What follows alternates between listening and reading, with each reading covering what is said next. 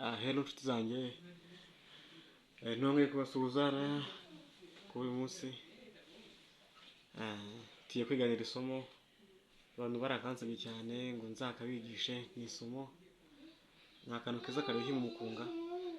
Ngiye kubigisha kandi tufatikanye, ndakeka nawe kazakugira umumaro. Murakoze.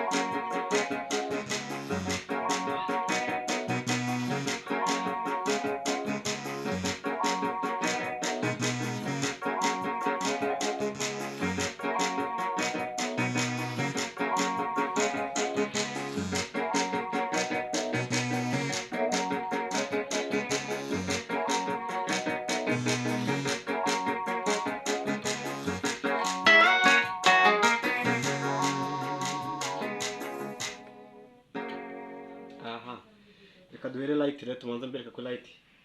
Turimo duhera muri F sharp, sibyo? Hanyuma tugafata kuri pedal, pitch bend. Pitch bend tuyimanura. Ngira ngo murimo bareba.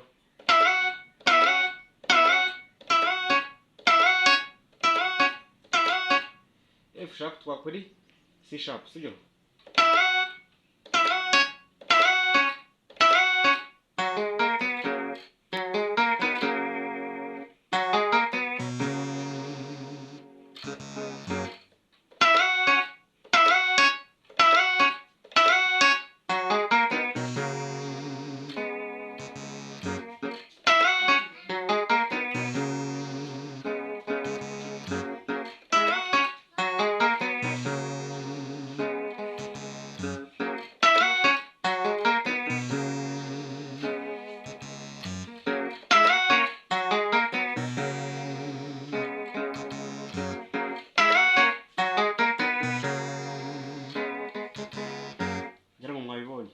Hano light ni pitch bend with twafashe hano F sharp, sibyo?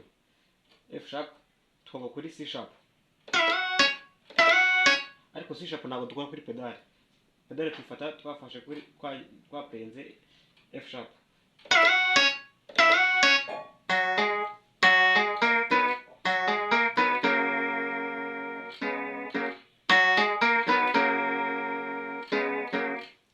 Now left ho turava kane tujya gatanu, sibyo? B and C sharp, sibyo?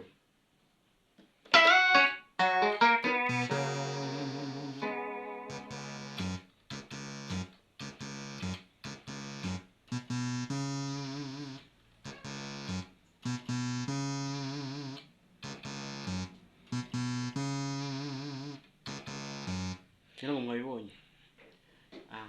Murakoze gubakunzi banjye, mwari mwansabye ko nabishe akantu. Ngira ngo icyo birabafasha, kandi aya masomo mujye muyakurikirana kenshi cyane, bizabafasha kuzamuka gucuranga umukunga cyangwa se igisirimba.